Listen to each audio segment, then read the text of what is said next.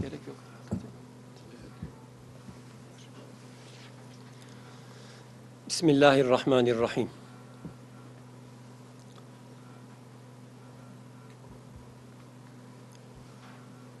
Yurt dışındaki Filistinliler Konferansı, 100 yılın antlaşmasına karşı çıkmaya ve Manama çalıştayını boykot etmeye çağırıyor.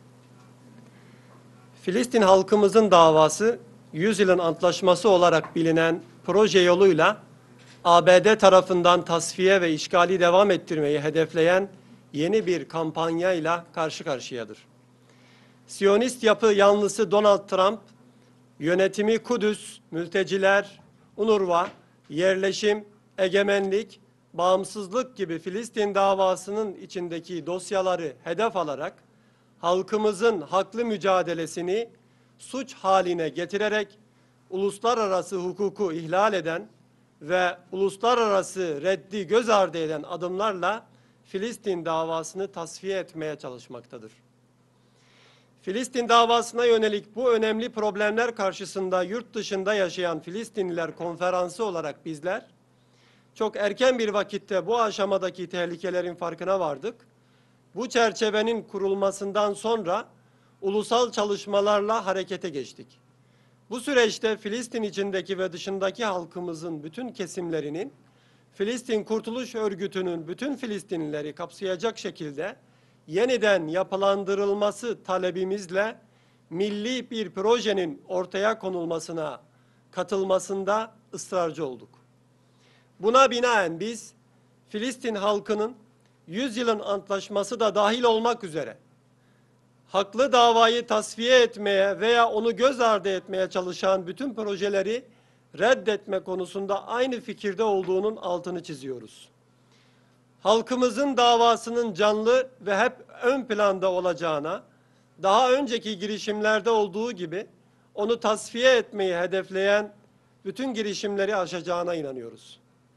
Halkımızın mücadelesi, davası zafere ulaşıncaya, tüm Filistin topraklarının özgür kalması ve tehcir edildikleri evlerine geri dönme umutları gerçekleşinceye kadar nesilden nesile devam edecek ve halkımızın bu büyük fedakarlıkları sürecektir. Amerika yönetiminin projesine karşı koymak için güçlü bir Filistin projesi geliştirmeye, halkımızın üzerindeki baskının artması ihtimaline karşı halkımızın güçlerini arttırmaya, Oslo Antlaşması uyarınca halkımıza dayatılan zalim antlaşmalardan ve onların politik, güvenlik ve ekonomik yüklerinden kurtulmaya davet ediyoruz. UNRWA başta olmak üzere uluslararası kamuoyunun kabul ettiği Filistinlilerin haklarını korumaya davet ediyoruz. Bağışçı ülkeleri 6 milyondan fazla Filistinli mülteciye sağladığı hizmetleri sürdürmeye devam etmesi için UNRWA bütçesine katkılarını arttırmaya ve fonlarını kestikten sonra Filistinli mültecileri yeniden tanımlama çağrısında bulunan ve onları fesat çıkaranlar olarak niteleyen ABD yönetiminin UNRWA'yı tasfiye etme amacından korumaya, himaye etmeye çağırıyoruz.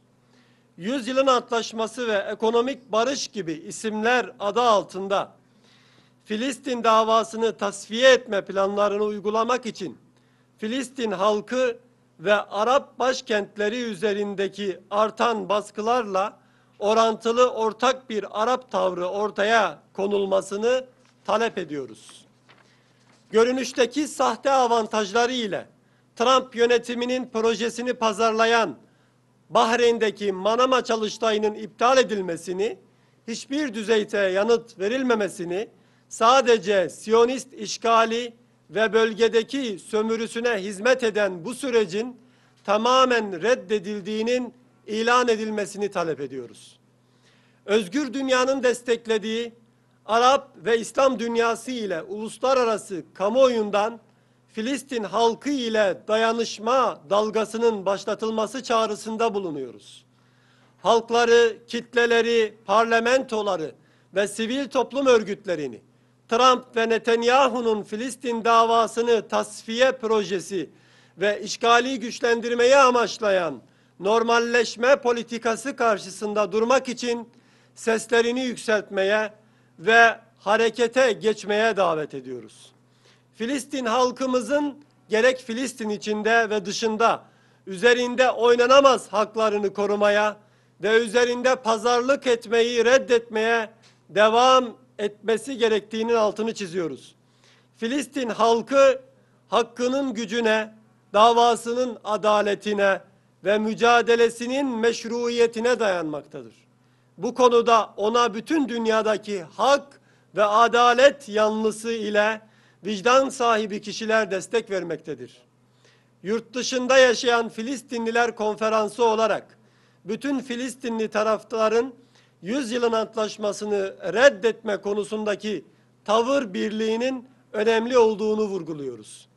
Konferans olarak işgalin def edilmesi, yerleşimcilerin işgalinin dağıtılması, 100 yılın antlaşmasının tamamen ortadan kaldırılması ve bütün Filistin'in bağımsızlığına kavuşması için Gazze şeridindeki büyük geri dönüş yürüyüşlerinin güçlendirilmesi, desteklenmesi, Kudüs ve Batı Şeria'daki geniş halk hareketinin başlatılması çağrısında bulunuyoruz.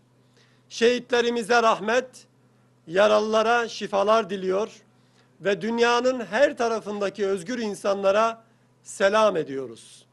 Direnişçi Filistin halkımızın kahramanlarına ve kahraman esirlerimize özgürlük isterken, Filistin halkının yanında duran bütün özgür halklara selamlar iletiyoruz.